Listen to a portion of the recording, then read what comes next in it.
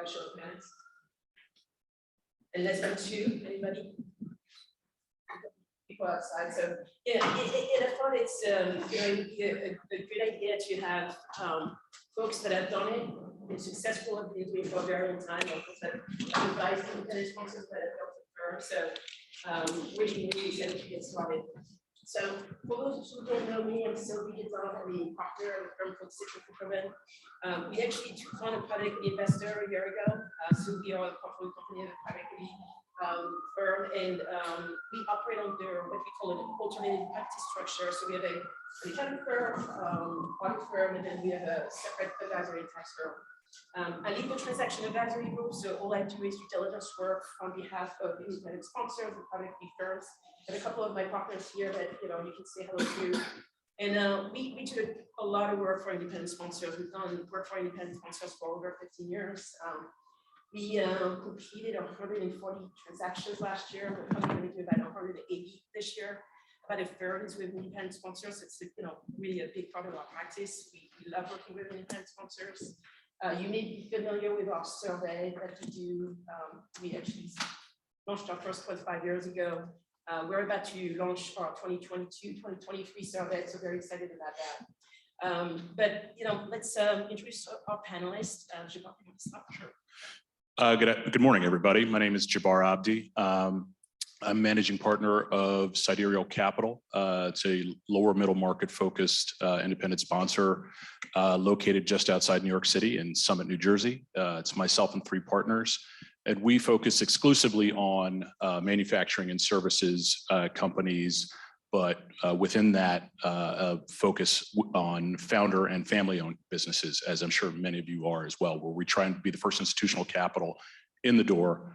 But focusing on things that provide outsized value within the supply chain to their end customers. So we've been in business for the better part of 10 years now. And we've been successful. We've done what? We're about to close our 8th deal, and we've done add-ons for half of those. And we've returned capital on approximately 3 of the portfolio, soon to be 4. So we've been at it for a while, and have the battle scars to prove it. Speaking of battle scars, I'm Bob Popolo from Epic Partners.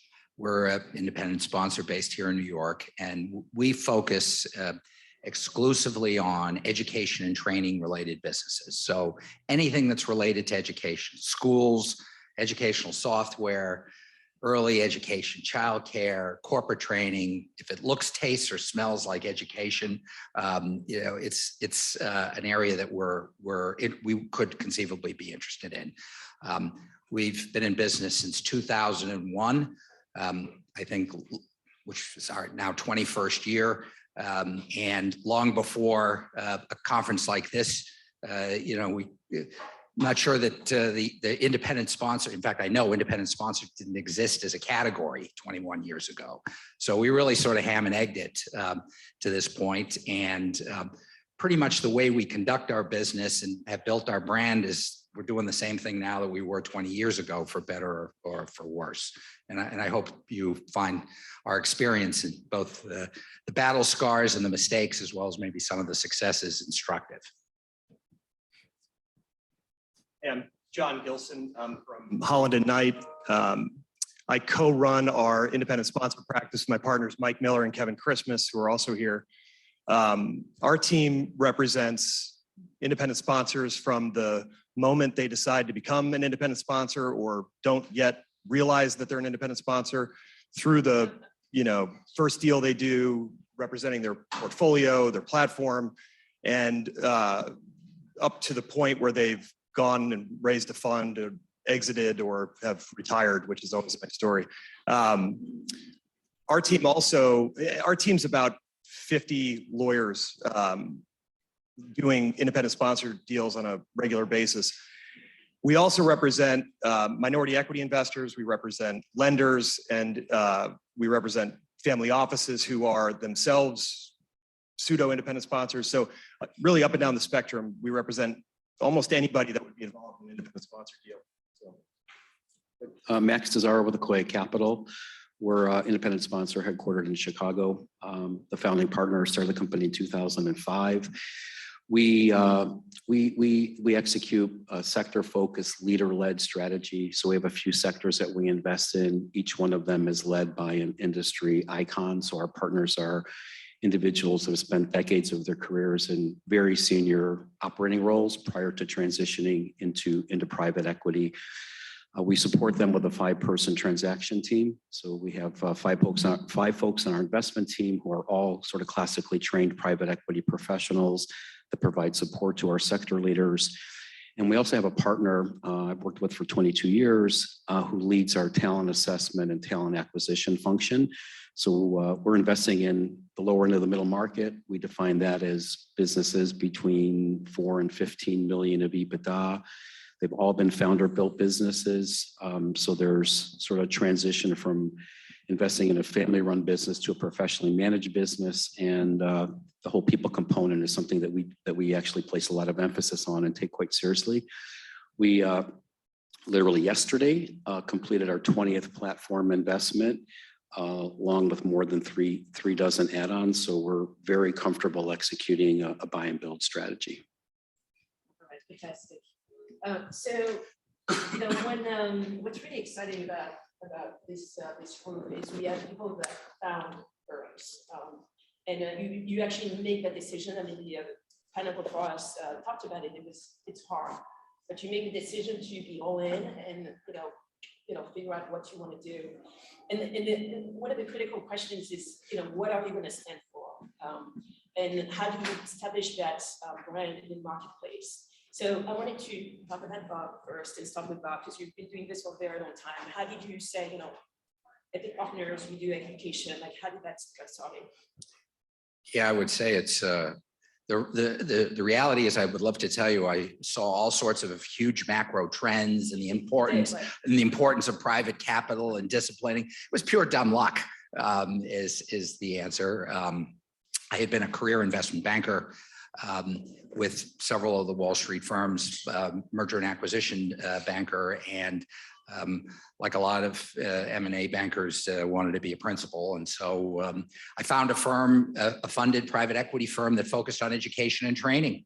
Sounded good to me. And they were looking for a partner. So, there was, all kidding aside, there are a lot of positive attributes even back then, 20 years ago. So I joined that firm and I cut my teeth on the sector, and then I really wanted to run my own show. So I broke off and formed a firm, Epic Partners, in 2001 with 3 other professionals, none of whom were deal people, who were consultants and managers, but who were also excited about education and training and had experience in it. And that kind of gets to, the question of brand building, because it sounds like an easy, sort of a question that rolls off the tongue. How do you build a brand? Well, the answer really, as I reflected on this, comes primarily from a candid assessment of who you are and what it is, your network, your skills, your industry focus. And so, I really can only tell my own story, but it's sort of, I think, maybe instructive for a lot of independent sponsors who are, sort of getting into the act here, so to speak, which is, we had an industry focus, loved the sector, it was fragmented, so on and so forth. As a career investment banker, I had done a lot of work with private equity firms, both selling them businesses and also representing them on the buy side. So I knew a lot of people in that world. And this was 2001. So I said, well, we'll take our deal flow and shop it around to all these PE firms, and with the hope that, we could invest a little bit of money and maybe get a little equity, sit on the board, maybe earn a management fee. And, lo and behold, that's like a whole sector now. I mean, who knew? I guess fundless sponsors existed, quote unquote, the phrase fundless sponsor existed before 2001, but it was sort of a real underbelly of the private equity world, and now I would say, and I think this is case in point, the whole independent sponsor sort of class or allocation, or it's institutionalized. But back then it wasn't. I mean, the firms would laugh at me and say, why don't you talk? We'll give you a finder's fee for bringing us this deal, but you want equity, you want, a piece of our carry, you must be kidding. And so you had to educate those people over time, and enough people did it for us. Other people, like me, who had been sort of refugees from funded firms and from the investment banking community. So that was, in the point of all of this story is that building the brand of Epic Partners was very much a function of kind of, me and my partners, our skills and our network, and our, sort of industry experience. So when if I were to give anybody advice on how to build a brand in the private equity community, I would say it would be one, self-assessment of your skills, your network, and your industry focus, and then focus, because it's a big world out there. And for us, and I'm not sure everybody would agree with this, but our focus on education and training has really helped us build our brand. I mean, I'm a member of a informal independent sponsor group. God bless them, there's 50 of them. Every time an education deal shows up, they send it to me because they say, oh, Bob, education, right? There you go. You built a brand, right? Built, and a lot of it has to do with kind of the industry focus. And so I would encourage people to focus by industry. I mean, there's a bazillion, every PE firm's a generalist. It's hard to compete. I mean, we can compete against funded firms. It's hard, but that industry focus really, really matters. Industry focus. And then I'd say the second area that's really important in terms of building a brand is when it comes to deal flow.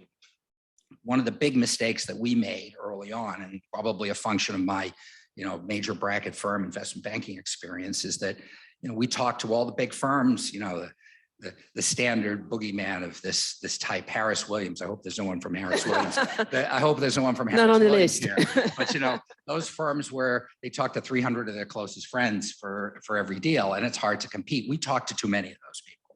And so what I've learned in the whole independent sponsor world is there are a group, for us, trying to do proprietary deals and calling business owners, that we just don't have enough resources. But that nice middle ground is small and medium, business brokers, small boutiques. Many of them focus on our sector. We know everybody who does the education world, and there are a lot of, so go after those, to build a brand, build reputation with those small and medium-sized business brokers, advisory firms who don't want to call 300 people. They want to call 10 of their closest friends. And the key is being one of their closest friends. Right. So, Great. Yeah, I would agree. That's our The way we started and focused on building our brand is first you start off with the relationships that you bring to the table from your pre-existing lives. And hopefully you've built up enough personal reputation over those times to actually see a deal, get in the process. I agree with Bob in terms of, we knew right off the bat that we were not going to be competitive in a Harris Williams or a Lincoln International auction. But the way we set it up originally in terms of our strategic focus was we put two of my partners work together at another firm. And I was, I like to call myself the third banana. And so we put all of our industries that we focused on into a pot and we iterated. Right? We just figured out, okay, in order to be successful in this, we can't pay 13 times for something because what value does that bring? Also, we did we dated and really thought long and hard about focusing on the lower middle market first, and then the subsectors within that, and family owned and founder run, because we had created a repeatable playbook from our prior experiences of things that we could be effective in. And we developed a thesis around reshoring in terms of manufacturing and sort of what we call the silver tsunami of baby boomers aging out, and their kids all want to go be the next Mark Zuckerberg, but nobody wants to run the widget manufacturer that made them rich in the first place. So for us to come in and be that capital solution and the last panel talked about this, this is one of their children. And so bedside manner is important. And really refining our internal and external processes from, how we look at an investment, how we uncover investments, who we go after, because you eat what you kill in this business. And so we have to be super hyper efficient and targeted in the things that we think and we have conviction around. So in general, and lastly, just doing what you say you're going to do, right? We do a lot of homework up front and we present it to our capital providers as, hey, here's our strategic plan. We're going to buy it right, which covers a lot of sins, and nothing truly ever goes according to plan. But as far as, convincing a seller and convincing an intermediary to stake not only their company, but their transaction fee as the intermediary on us, it's, holding fast. And it's borne out in a couple of deals, actually more than a couple of deals that we've done where we were not the highest bidder, but the intermediary we were working with went to bat for us to say, we've worked with these guys before, here's what they've, their value is the right value and they can get it done. If they're putting this forth and, they've listed their capital providers and done every bit of diligence possible. It was sort of the ultimate compliment as far as us as a firm. Yeah, no, I was just going to say that when you talk to folks who have been successful with the strategy, the conversation often leads to the similarities between an independent sponsor and a committed private equity fund. And as an attorney, I spent a lot of time talking to clients about how to look like, talk like, walk like a private equity fund. But if you're an independent sponsor and if you know what you are and you've picked your industry focus and you leverage your reputation, you leverage your contacts, there's actually some advantage to holding yourself out as something other than that. So we're in Charlotte, North Carolina, and in the Southeast, if you go into a manufacturing facility in Shelby, North Carolina, and you've got a fancy suit on and you pull up in a nice car and you sit down with the patriarch of a company and you tell them that you're a private equity guy from New York, and I'm from New York, by the way, so I'm allowed to say this, you're gonna get a different reaction. So when you're branding yourself, you have to know what you are, but you also have to know who you're targeting, because when you're looking to capital partners, when you're looking at brokers or investment bankers, you want them to take you seriously as an investment professional. But you do bring something to the table as an independent sponsor that a committed private equity fund may not. And it's I'm going to use the burn the boat strategy. You're going to buy this company and you're going to put everything you can into it to run it. And that's the kind of buyer, owner of a manufacturing firm or a marketing company in Savannah, Georgia, which is a deal that we did recently. That's the kind of folks they want to sell their business to. So leverage that difference as part of your brand. There's a time to try to hold yourself out as something other than an independent sponsor, but sometimes there's a real advantage in letting them know what it is you are and what you're trying to accomplish. Well, to that end, one of the things that we often say is that the success of these investments, it's existential to our very being. And I think a lot of that comes across in management meetings with the sellers, because these are often folks who have taken a risk and, kind of put themselves out there and, by luck and the grace of God, have done well and, through a lot of hard work. And, we've a number of times they've said, you remind me of me when I was your age. And I was like, well, we're older than we look, but, but, that's something that bedside manner is extremely important at this end of the market, especially to convince someone to sell you their business when you have nothing.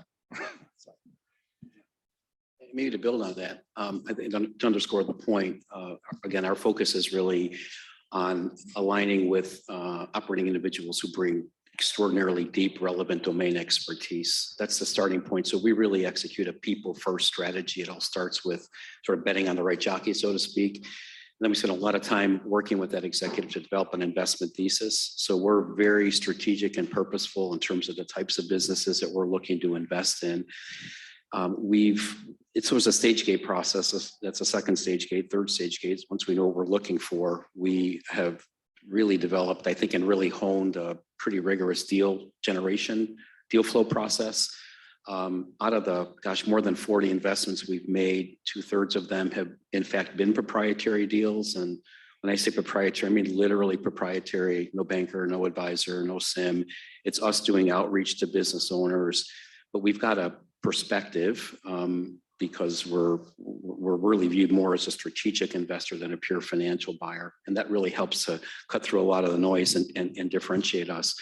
I think the other part that's unique about our model in particular, and I'll build what you said, Jabbar, I personally have come to this whole world through a very untraditional career path, the whole private equity world. I grew up in a family business, so I have that family business kind of, it's in my DNA. I built and sold 2 companies prior to transitioning into private equity. So I've been in their shoes. I've mortgaged my house more than one time. I've gone all in to build a business. I've had ups and downs as an entrepreneur. So I can relate to the founder of the business.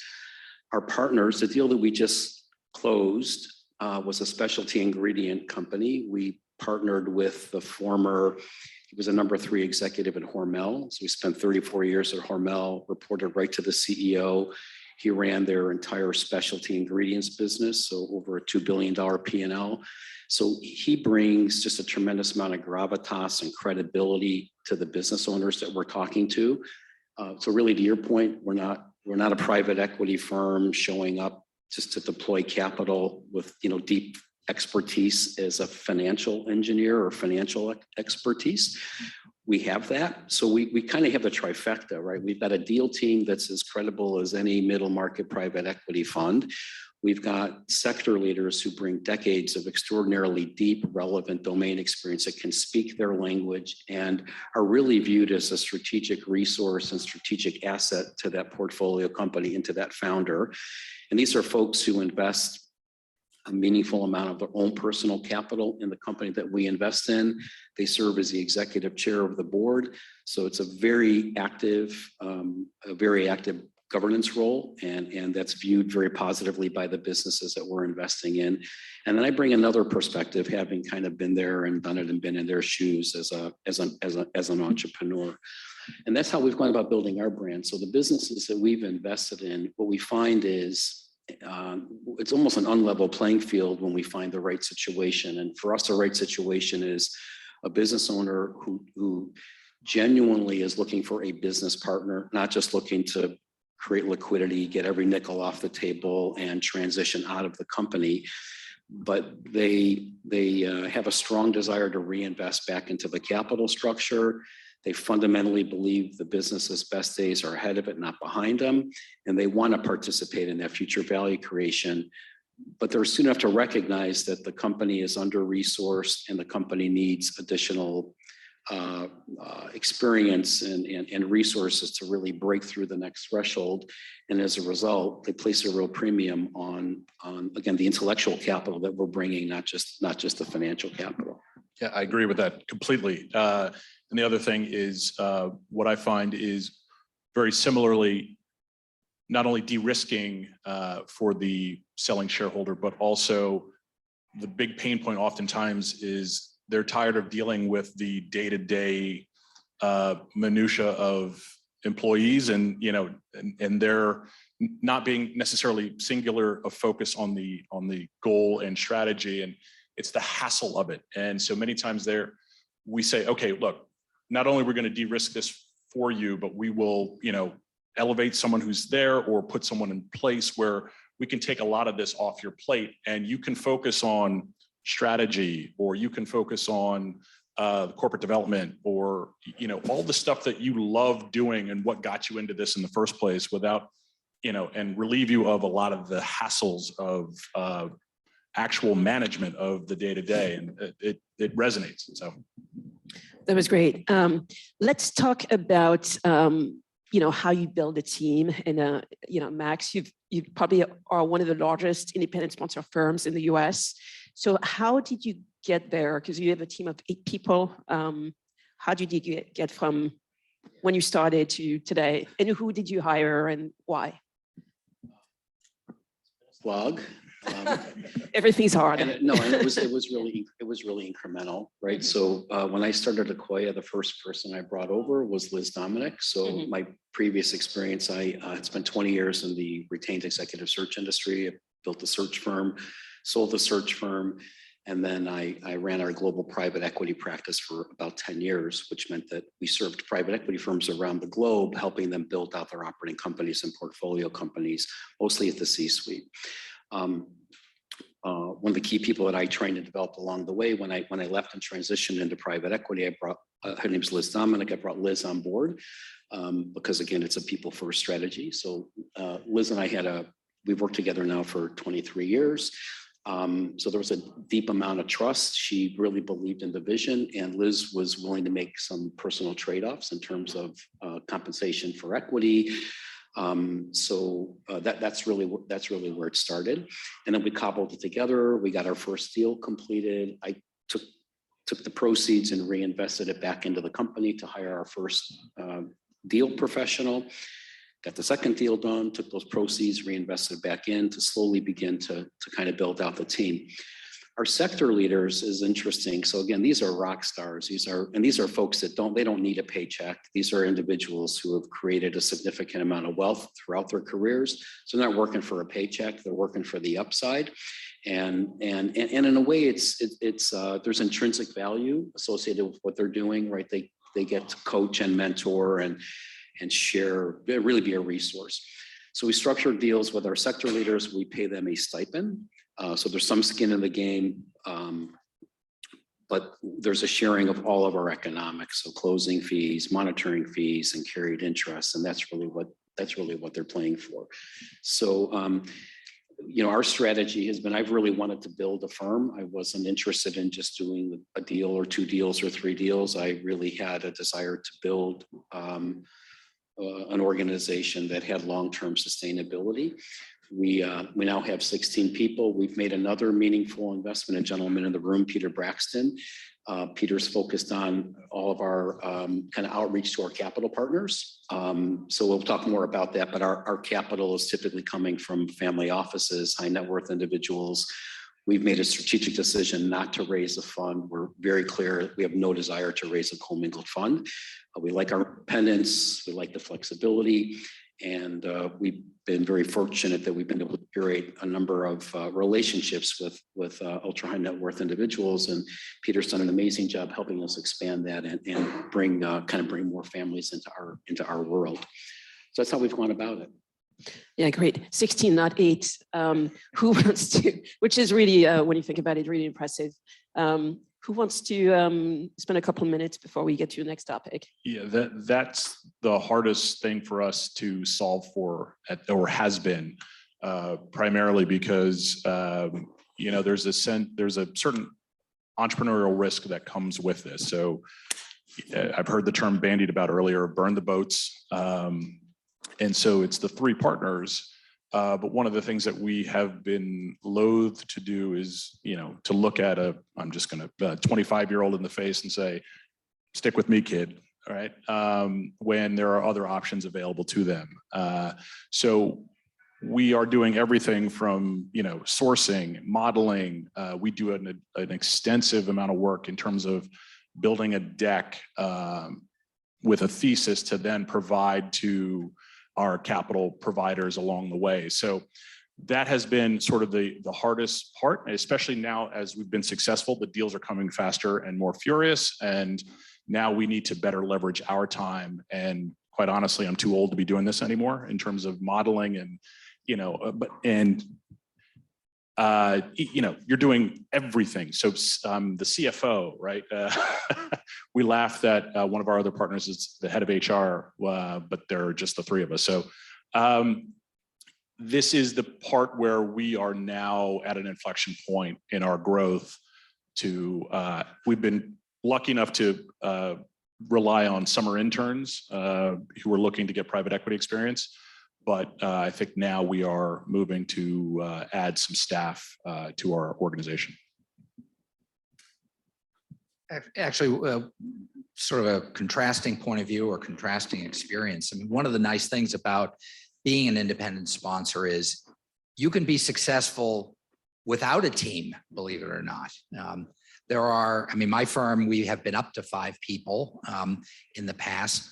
Currently, it's just myself and my partner. Occasionally, we bring in an intern, you know, who wants experience. And we have had associates where we've sold them on the idea of a trade-off between current comp and equity. So there's a lot that works, but in a lot of cases, you can be a successful independent sponsor. I mean, I know some people in our little group. There's one in particular who's been hugely successful. He's all by himself, which, by the way, I'm not sure I'd want to do. I like having a partner and I like having people around to, you know, bounce ideas off of. That wouldn't work for me. And so, you know, we kind of approach the topic of a team almost, you know, sort of it's continually revisited. Generally, when we have hired people, it's somebody who's got a passion for our sector, education and training. And so that's really, and is willing to make that trade-off between current cash comp and equity, which we have been able to do for folks. So it is one of the, you know, the whole notion of team is one you can really be flexible with and still be successful as an independent sponsor. So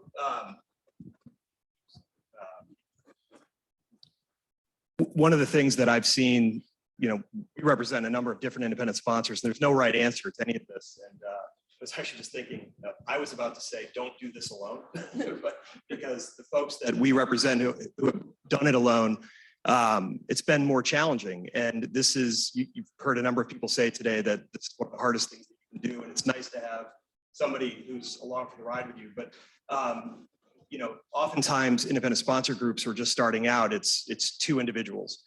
And what I've seen work is those 2 people are different from each other. They may be in different geographies. One may be more willing and able to travel. One may have some experience that the other one doesn't. One may deal with capital providers where the other one does better with you know, bankers, brokers, and sellers. So if I'm giving advice to a first-time independent sponsor who's saying, what should I do to build a team? The first piece of advice I would give them is find somebody, you know, you trust, find somebody you can spend a tremendous amount of time with, that you can suffer through some bad times with, but who brings something to the table that you don't. You may have a similar industry background, but there are things that you can't do. And if you can recognize that and find that in a partner and also get along and you know, come up with a strategy, that has been the model that has been the most successful that I've seen with our clients. I will echo that. My partners, we all come from private equity backgrounds. We are 3 totally different. The 3 of us have totally different viewpoints on the world.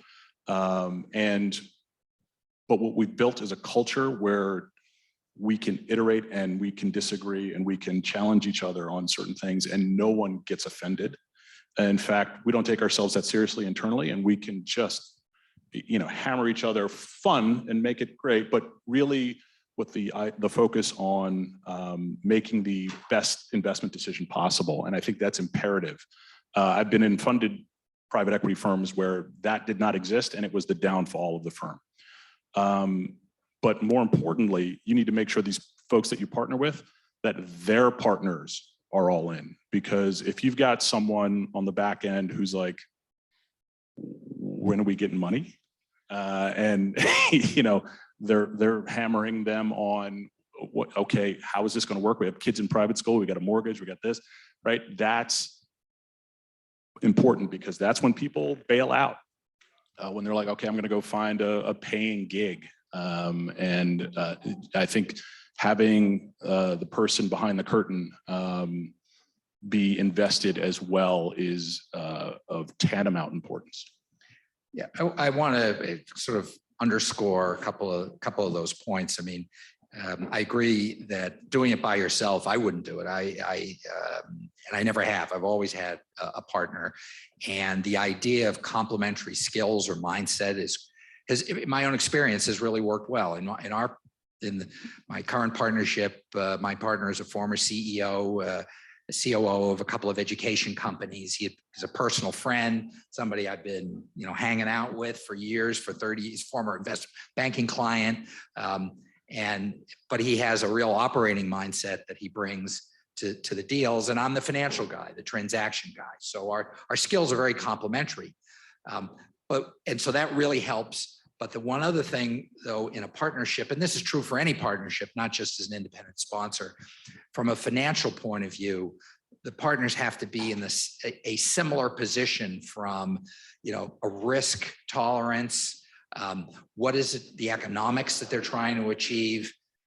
Because when we first started Epic, I had a partner who was obsessed with current comp. He just didn't have enough net worth to sort of weather the storm, and wasn't as focused on the equity, and that created a lot of tension. And ultimately, that was unstable. So complementary skills, but with similar risk tolerance and sort of investment objectives, if you will, is critical, or your partnership will fail. And lastly, not to suck up to our host, team also includes outside service providers. And it's imperative that you partner with people who understand the ebbs and flows of being an independent sponsor, and not necessarily having a war chest of cash to fall back on. So if you have folks who are understanding around broken deal costs, who will roll it into the next, or, you can sort of work your way out of certain things, because deals do fall apart. And if you have an attorney or an accountant who is willing to work with you in these environments, it makes life a lot easier because it's inevitable. You will pull a hamstring at some point, and working with folks who will get you back up and understanding and won't sort of throw you out the door is imperative. All right, we somehow have only 5 minutes left. How does that happen? We have a great panel. So I did want to touch on the last topic. So you get to a point where, some independent sponsors at some point want to raise a fund. It was part of the plan. Others just fall into it, or others decide, you know what, I think it'd be nice to have, some amount of money set aside. So Javad, I guess you want to talk about it, right? Because you're looking into this. Yeah, so we've done a lot of soul searching, and I credit one of my partners to really focus the three of us on, our sort of the big why. And we have made the decision to, and this was actually prior to COVID, we had made this decision, and then COVID hit and it set us back for 2 years. But we're in the process of raising a fund. Part of the decision is multifold. So being able to build a larger, more sustainable organization for the longer term that will outlive us is a big part of it. Number two is, being able, as we've been successful and our brand has built, the access to capital on things that may be a little outside of the strike zone for some of our LPs that we've worked with in the past, but we have conviction on. We want to sort of control our own destiny in that regard. So it's hard, and it's a different model, right? Because every boat floating on its own is great with no clawbacks, et cetera. But we realize that, we want to do this for those reasons. So. I would have loved to have gotten to Max's point of being able to build a sustainable model with family office. Yeah, it hasn't been easy. And it's been a migration, right? If you think about it, it's going to be bifurcated kind of in thirds. So the first third of our evolution, we worked with traditional private equity firms, buyout firms as our partners. Advantages and disadvantages there. And our sense was more disadvantages than advantages. And then phase two, we kind of migrated more towards the SBIC funds, the MEQuity funds, right? We'll to do a hybrid of debt and equity. That was a wonderful experience, but what we realized there were certain constraints associated with working with the SBICs, primarily size, scale, and the focus on a current yield. So it had an adverse effect on the ability to grow businesses. So really 2017, Jabbar, we had a retreat. We were at that proverbial fork in the road and making a decision about, do we want to raise a fund or do we want to maintain our independence? Unanimous decision, we wanted to maintain our independence, but we also knew that we needed to really aggressively seek out a different investor base. And so for the last 5 years, that's really been our mantra. And I've met literally well over 200 family offices in the last several years. And, you know, the adage is if you've met a family office, you've met one family office, which is very true. They can be very finicky, but we've, you know, through this process, it's a funnel, and we now have about 8 or 9 family offices that have underwritten us as a GP, that our model resonates with them, and they're really leaning in a very proactive way to co-investing alongside us. So it's worked well, but that's. All right. We are. One more, yeah. Just going to say real quick that Yep. raising a fund doesn't mean that you cease to be an independent sponsor necessarily. Most of the clients I have who have raised a fund are still independent sponsors. But if you look at the cap table of their deal, their fund is now on the deal as one of the investors. So you don't go from no fund to $500 million fund necessarily. There's an in-between and an evolution of all that. So. All right. Thank you. We started late and we ended on time. That's how I like to run things. So thanks so much. This was great. You're here if there are any questions. We didn't get to Q&A, but hopefully this was helpful. So thanks so much. Great job.